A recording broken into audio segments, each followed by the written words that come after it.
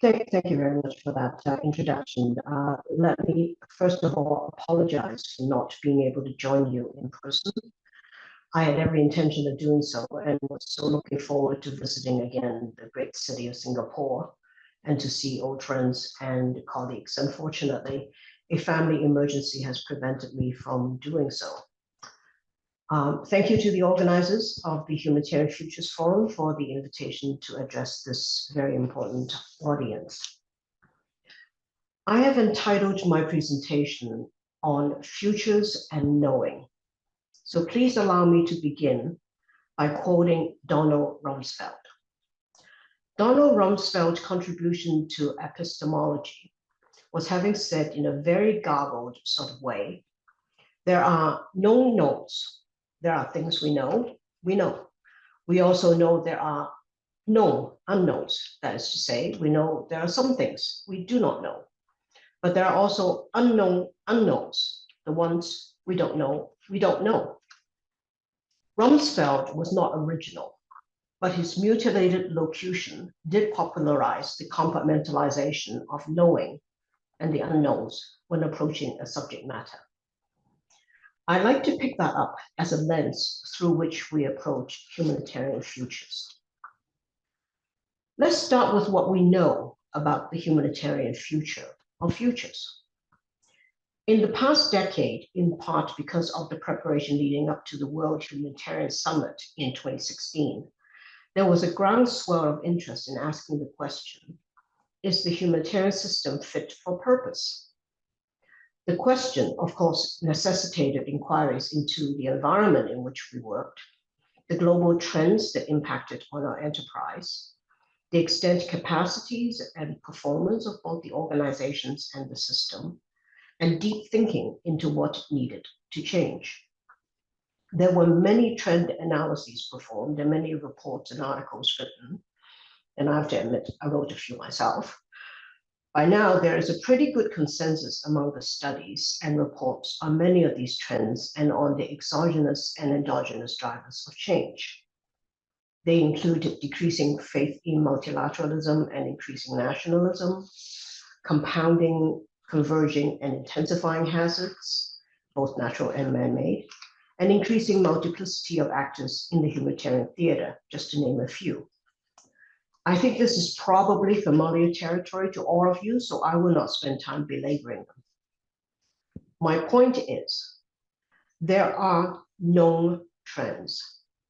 The trend analysts have already done the anticipation part of futures thinking easier for us. We only need to now apply this knowledge. To give credit to the systems bodies, whether ASEAN, IASC, or the Red Cross movement, and many scholars, they are undertaking exercises to parse out the implications of these trends and with a view to institute the necessary organizational and systemic steps to address these trends. For example, with the predictability of another pandemic down the road following the COVID pandemic experience, the humanitarian system has come to recognize that it has to better understand, communicate, and coordinate with the global health system. But the amount of efforts devoted to addressing known trends by either organizations or by the humanitarian system is still very marginal. So if you have to engage strategic humanitarian futures thinking, it is imperative that the systems body, whether global, regional, national, or local, take seriously, and as the word goes, systematically address these known trends and make adaptation where necessary in and to the work agenda. We are not dealing in the realm of conjectures. In fact, every organization probably should undertake periodic exercises to put its operational plans against these known trends, and every organization should devote staff and staff time to it. For example, the trend of increasing nationalism points to both a positive development of global systems learning to adapt to national leadership. I point, for example, to OCHA learning how to work with the AHA Center and the Indonesian government in the Sulawesi earthquake response. But in terms of nationalism, there's also a negative development of authorities actively thwarting humanitarian action through bureaucratic hurdles. On the latter, I still encounter colleagues who complain bitterly about the hurdles as if they were surprised, rather than thinking of them now as almost a matter of course and work at addressing them. Many of you here are familiar, or at least have some exposure to, the Humanitarian Futures Toolkit developed by my esteemed colleague Randolph Kent and his collaborators in King's College London. Applying the tools therein, such as the organizational self-assessment or the Fergana Valley scenario exercise, should not be scary. We are, after all, dealing with known trends, the known knowns. Now let's turn to the known unknowns. Many people have commented on how we had known for a long time that the world was due for a vague global pandemic, and yet we were unprepared for COVID-19. They are in essence saying COVID was one of Rumsfeld's known knowns. I think COVID-19, until it happened, was more of an example of a known unknown. Yes, the scientific and public health experts were quite certain that there would be a massive epidemic involving a fast-spreading pathogen.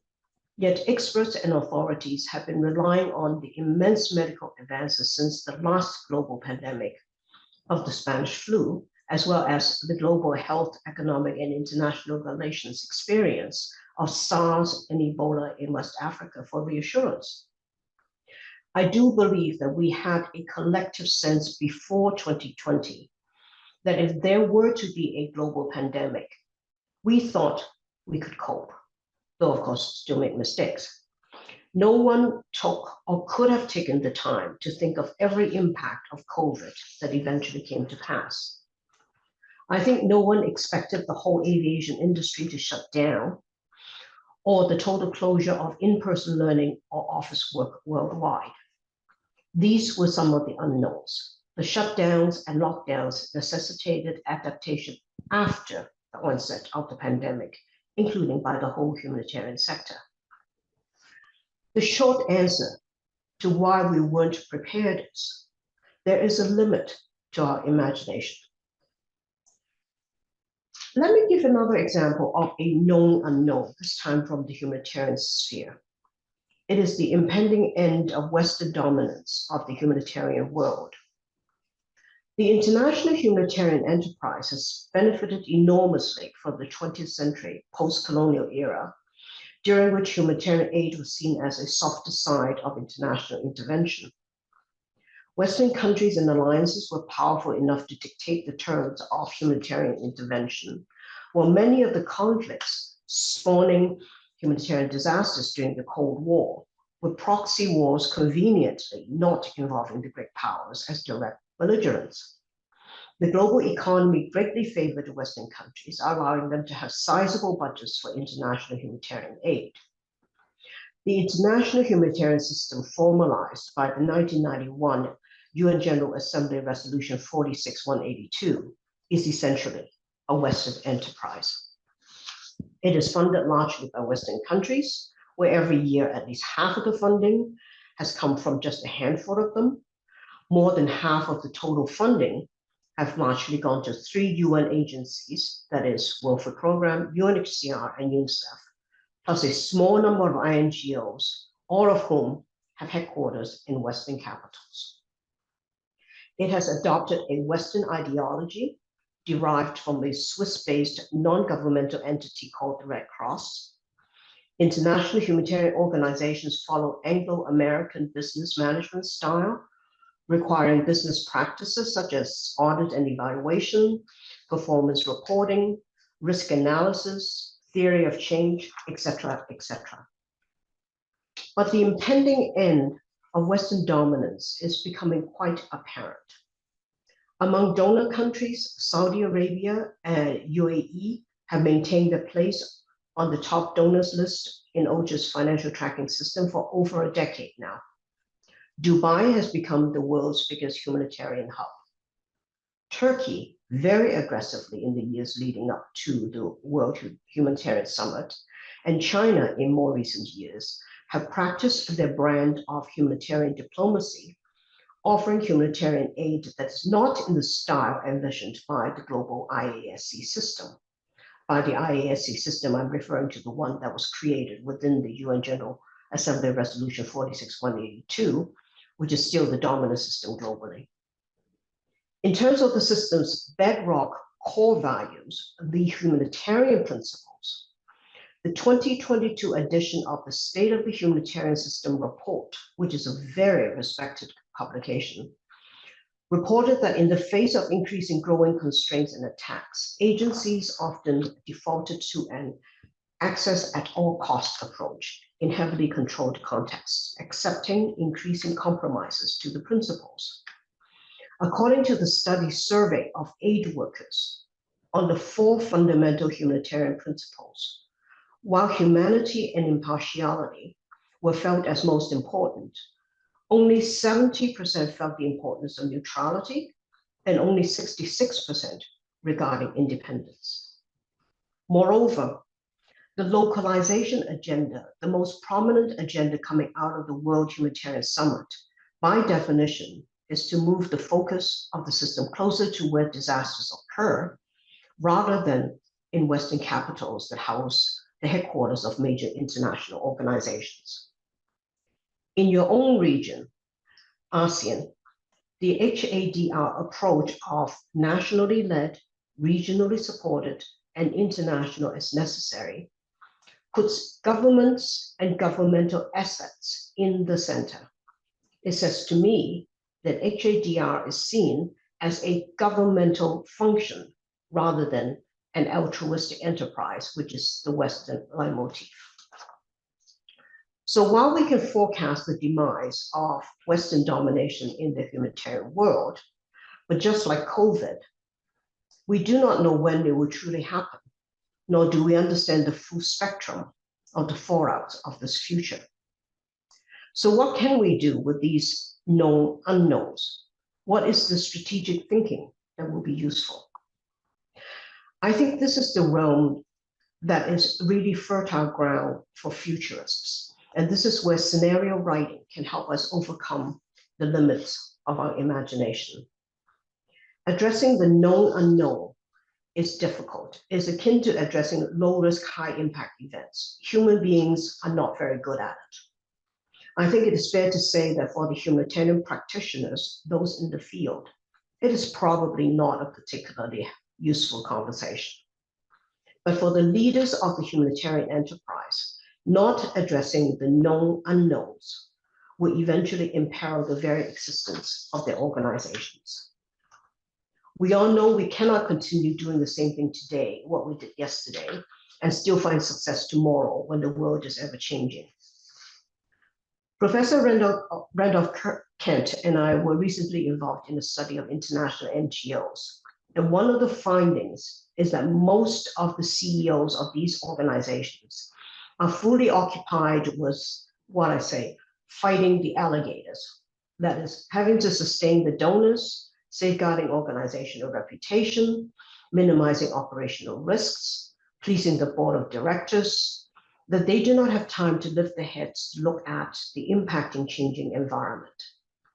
Let's hope that as futures thinking become more mainstream, these CEOs would find the space in their organizations to examine the impact of the known unknowns.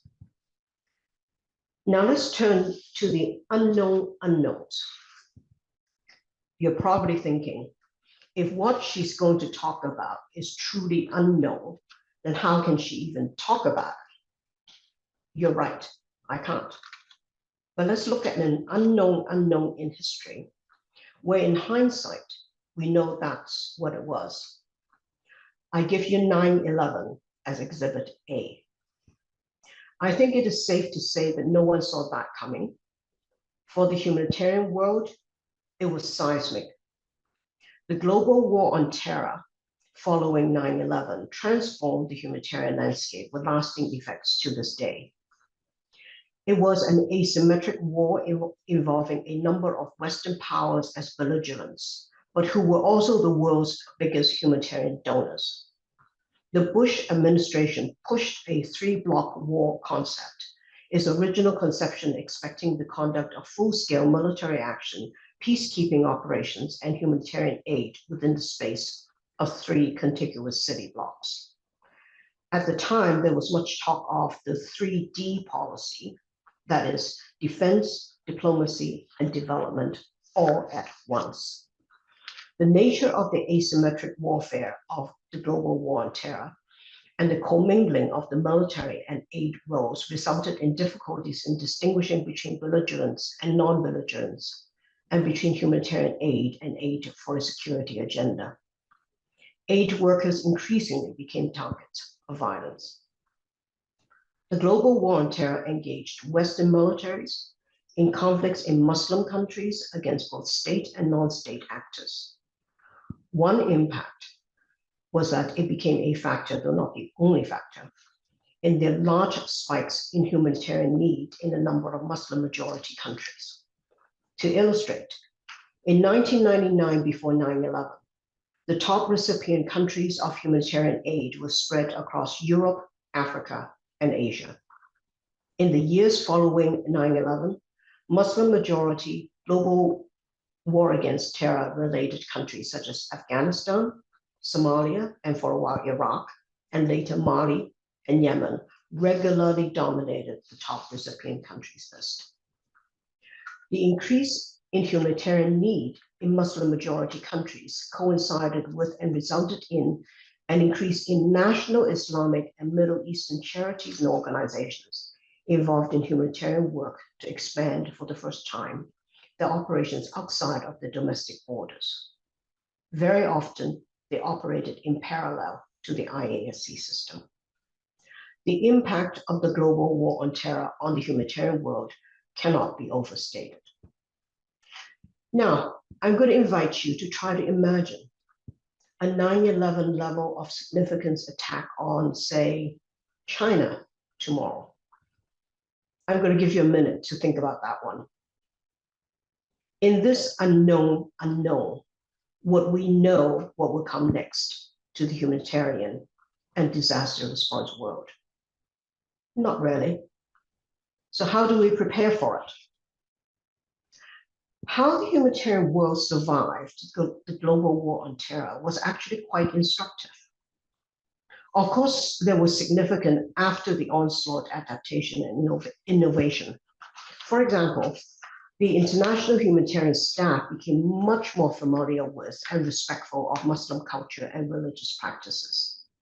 ICRC conducted an excellent series of legal studies to understand the compatibility of international humanitarian law with Islamic precepts. But the humanitarian community survived by winning two hard-fought battles. First, we, and I can say we because for 4 years, I was responsible for Canada's humanitarian program during that period, and Canada was one of the belligerent countries. We fought extremely hard to stay independent of the war efforts. Second, we, and here I'm referring to the international humanitarian community, we clarified that humanitarian action was not only the provision of relief aid, but that protection, that which we do to address crisis-affected people's vulnerability to harm and abuses, was at the heart of humanitarian action. The story of how we went through that period has been chronicled before, so I will not spend time retelling it. Besides, that was history, and we're here to talk about futures. But it did teach us a lesson about how to face, or how to prepare for, if you will, an unknown unknown. It is about knowing who you are and what business you're in. We could not have stayed independent without our reliance on and strict adherence to the humanitarian principles, or our constant reference to and use as reminder international humanitarian law and the UN General Assembly resolutions. Management schools have always known about the importance of knowing what is one's business. There's a case study management schools use all the time. You may have heard it before. In the 1970s, SAS, the Scandinavian Airlines, was in trouble The turnaround point was when the leadership held a strategic planning exercise, when they asked and answered that very question. They realized through the exercise that they were in the transportation business and not in the hospitality business. They realized that if you could not get someone reliably from A to B, no amount of expensive wines you serve could make someone stay a customer. So this is what I offer you as an avenue to prepare for the unknown unknowns. Know thyself. Engage in an exercise to seriously examine who you are, what business you're in, and what values drive you when you become an actor in HADR. This is especially important in ASEAN as many participating actors are multi-mandated rather than solely humanitarian mandated. In researching for this forum session, I tried to read up on what's written about ASEAN humanitarian and disaster management. I read various commentaries on how the ASEAN approach was more adept at natural disaster management, but not conflict-induced disasters. I have mentioned earlier that it strikes me that the ASEAN way is to view disaster management as a governmental function. But that square peg does not fit easily into the round hole of the global IASC system, which has a high level of discomfort working alongside the military or with governments that are parties to the conflict. A question that should be asked is, do you need to fit? If the salience of the humanitarian principles of independence and neutrality is waning, do you need to be confined by them? I pose these only as questions and certainly do not presume to suggest you should come, do not presume to suggest how you should come to your answers. So if we bring back Rumsfeld's saying that won him the 2003 Foot in Mouth Award from the British Plain English campaign, what I'm suggesting to you is that humanitarian futures thinking does not have to be what we call the great big hairy monster in the night. That was our Canadian public service speak for something we don't know what to do with. Humanitarian futures can be broken down into chunks, from the known trends and the impacts, to the likely but far-off scenarios, to the imponderables. Futures thinking is not irrealistic or highfalutin. Each chunk has doable actions. Each one already has technical people and tools to help us along the way. Before I close my remarks, allow me to leave you with my most fervent message. Humanitarian thinking, including humanitarian futures thinking, must start with the people who are caught in disasters. I have been a humanitarian practitioner and academic for a few decades now. You can take my word that I have done a lot of reading during this time. Nearly all of what I have read relates to the theories and practice of the humanitarian organizations, the workers, the system, and the donors. Very rarely do I read anything about the crisis-affected people. Even those who profess to have a people-centered approach are talking about an organizational approach. Initiatives related to accountability to the affected people are about responsible use of power, information, and communications by the agencies. I'm glad to hear that IFRC is talking about participatory aid, but it still begs the question, participate with whom? The truth is, the people who are caught in disasters are people with agency. When overwhelmed, they turn to friends, families, and neighbors long before outside help kicks in. In all of my reading on humanitarian futures thinking, Hugo Slim was one of the very few who mentioned an attribute of the evolution of the humanitarian population. He drew attention to the fact that we now live in both a physical space and a virtual space So human and humanitarian needs are now bispatial. If we would only take the time to look, many trends involving the people who will be caught in disasters are known. For example, we know where they increasingly will live. We know more or less where they will flee or migrate to. We know how many cell phones they have and what they use them for, so we can project how they will use the next level of technology going forward. And we know whether they have family and diaspora connections outside of the homeland who will be of assistance. These are just a few examples. We need more attention and scholarship here. So in your humanitarian futures thinking, I urge you to start with improving what you know about the people who will be caught in disasters. We can only properly begin to imagine a desired future or futures when we have the humility to put the people first. I thank you for your attention. Thank you, Dr. Bragg. May I now invite to the stage the moderator for the keynote address Q&A session, Dr. Alistair D.B. Cook, Senior Fellow and Coordinator of the HADR program at the Center for Non-Traditional Security Studies in the S. Rajaratnam School of International Studies. Dr. Cook, please.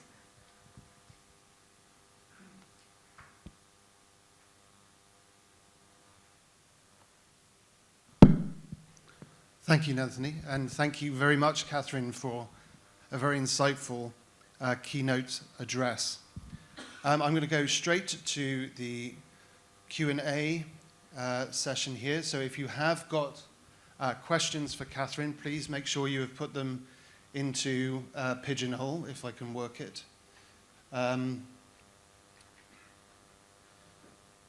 And I will also open up to the floor. So if anyone has any questions because they didn't work Pigeonhole, please raise your hand and someone will come to you with a microphone.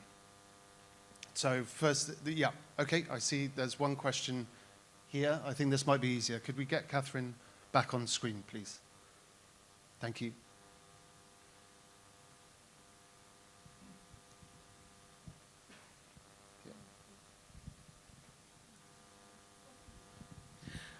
Thank you very much for a really interesting talk.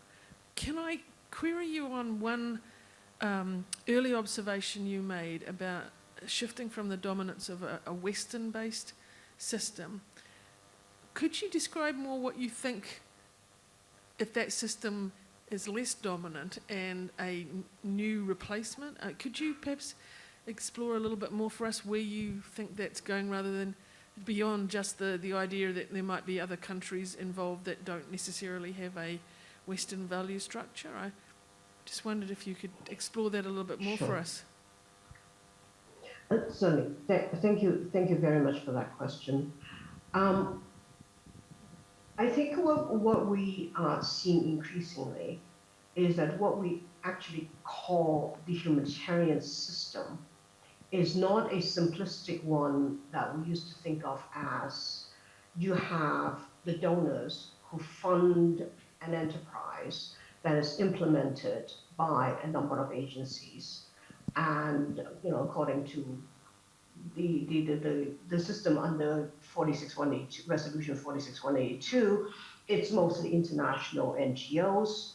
More recently, we take give more attention to national and local NGOs.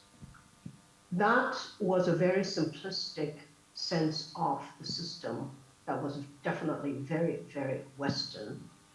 But I think even in the last, I would say, 5 to 8 years or so, we're beginning to understand that actually to use the word system is not quite the thing the word to use. Is more an ecosystem in the sense that we have we actually have a lot of overlapping networks. By that I mean we have military networks with civilian networks. We have the Red Cross network. They have the whole federation with national societies, which do not overlap with, for example, the UN agencies. So those those, we're already kind of seeing it happening, the different networks, overlapping networks, cooperating networks, collaborating networks. And it is in that we are seeing less of a Western leitmotif, both in terms of values and in terms of ways of doing business. So I think that's what I mean. I don't necessarily mean just Western countries. And even that, you know, as I said, there are some non-Western countries that are now becoming, you know, even more important in you know, as both actors and as donors. Does that kind of address your question? Great, thank you very much. I can see we've got Lena who will ask a question, and then Dr. Go Yang, and then I will take one from the pigeonhole. So we'll have 3 questions together, and then I'll return back to you, Catherine. Is that okay? Great. Yes. Lena. Thanks, Dr. Bragg, for your very interesting and wonderful talk. To follow up with the first question about the West-dominated international system, and just now in your talk you mentioned the rise of emerging donors, especially the rise of China. Although we have other southern donors, the rise of China in the system is quite attracts a lot of attention. And then given the differences between these emerging donors and established donors, so what are your specific advice for the two sides to move together or towards each other, like how they can work together? What are the specific events or activities or measures they should take or others should take to bring them together? Yeah, thank you. Thank you, Lena. Dr. Go Yang?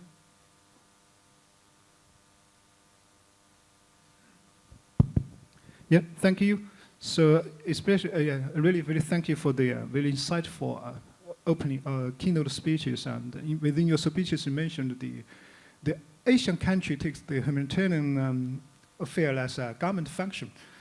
I think this is more or less some sort of a universal Asia values, because from the Asian times we take this part of the government function to care about the humanitarian issues, because this related to the legitimacy of the government as well.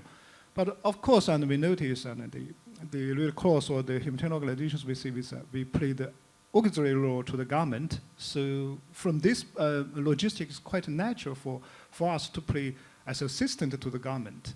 But of course, we also notice there are fundamental principles. So sometimes, as an Asia humanitarian organization, sometimes we caught between this kind of a government domination and the fundamental principles. So this really something we need to think about. So I want to explore further your opinions or your suggestions on how to make this delicate balance between the government domination and the independence or neutrality of a humanitarian organization. Thank you very much. Thank you.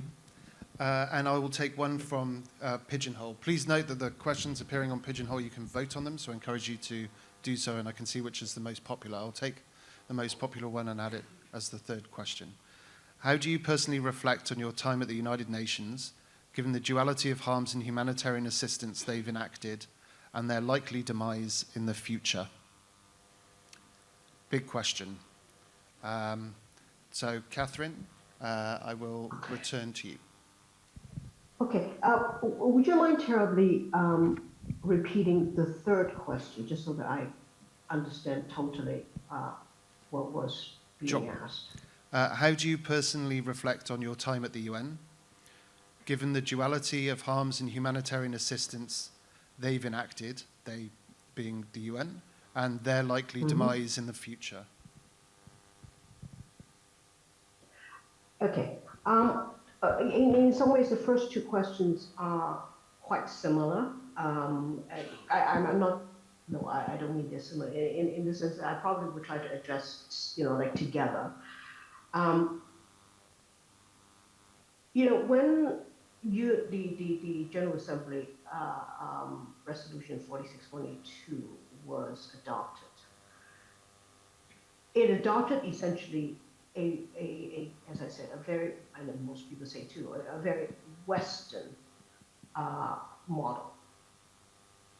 You have to remember at the time, in 1991, that was after, it was after the fall of the Berlin Wall. The resolution didn't incorporate, for example, any sense of humanitarianism from international socialism, because, you know, at that point, international socialism was defeated in the Cold War. And it certainly did not adopt any Muslim Islamic view of charity or humanitarianism, not just in terms of the individual charitable obligations, but also, you know, in terms of the leaders of the Islamic countries. It didn't take note of that. And at the time, they also didn't take note of the Asian approach to humanitarianism, which historically and continues to be very much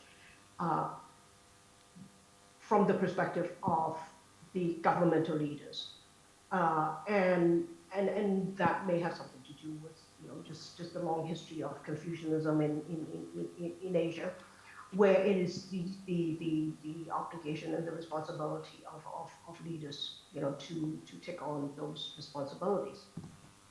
So what I'm saying is that the world has always had different perspectives and ideologies about humanitarianism.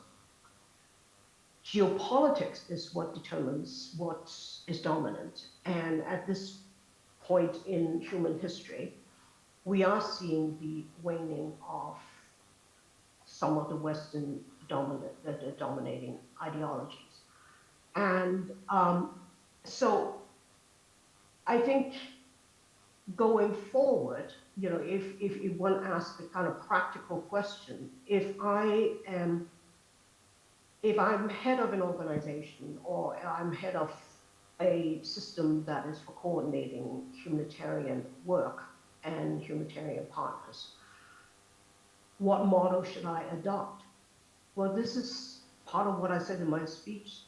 Know yourself. Ask yourself the question, what is the model you want to adopt? What is the ideology you want to adopt? Because to me, humanitarian effectiveness ultimately is about getting help to the people who need help. If you can do that, then I think we need to not be confined by whatever is the dominant ideology. So I'm not. I don't have any prescription. You know, if you ask me, do I believe in the humanitarian principles? Yes, I do. The reason I believe in the humanitarian principles is that the type of humanitarian enterprise that is governed by the humanitarian fundamental humanitarian principles, that ensures that there is a population that is in need but doesn't serve anyone's purpose, in the sense that we have to have the kind of humanitarian aid, humanitarian action that is that is totally uninstrumentalized, and the humanitarian principles allows us to have that. But that does not mean that that's the only aid that is either needed or provided by for people who are caught in disasters. I can tell you of all of the, I would say, hundreds of thousands of people who are caught in disasters that I have met through my years. I don't think any one of them ever asked where the motive of the providers. They only worry about whether they get it or not.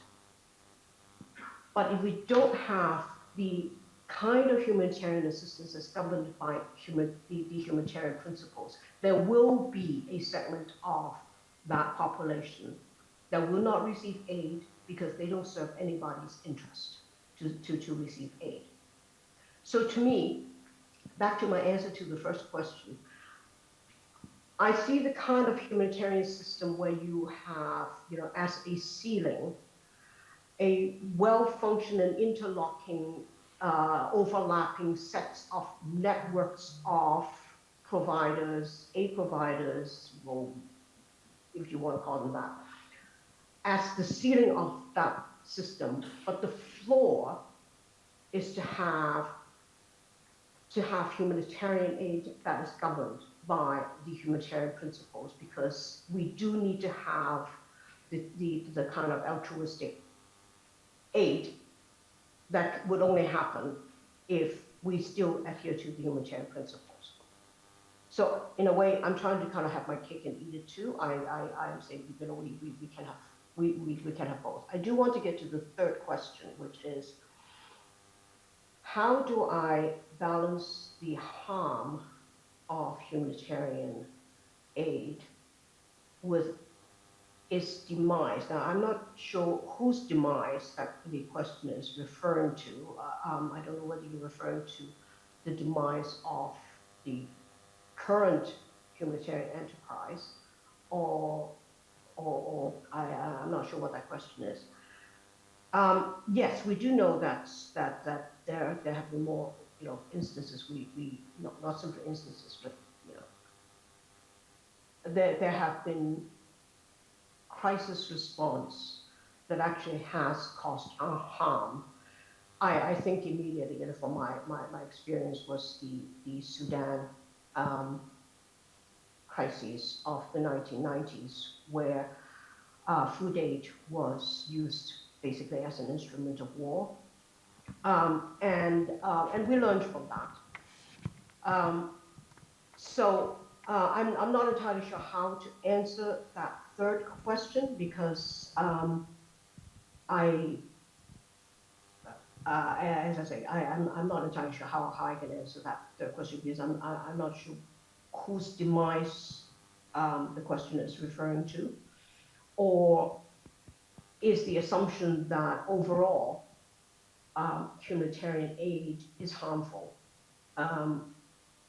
On that, I don't believe humanitarian aid is harmful, even though we have instances of humanitarian aid as a cause of serious harm to populations. But I think as an enterprise, we have really learned those mistakes and continue to correct those mistakes. Great, Shall we thank leave you it at very that? much. Yes, I think that did. Unfortunately, that's all we've got time for. We do have more questions here, so I will share those with Catherine after the session, so she's able to see what the views in the view in the room was. So with that, I would like to thank Dr. Bragg for her keynote presentation and engaging us in a question and answer session. I hope it has answered many of those burning questions that you have. And so with that, I would like to draw this session to a close and hand back to the MC. Thank you very much. Thank you.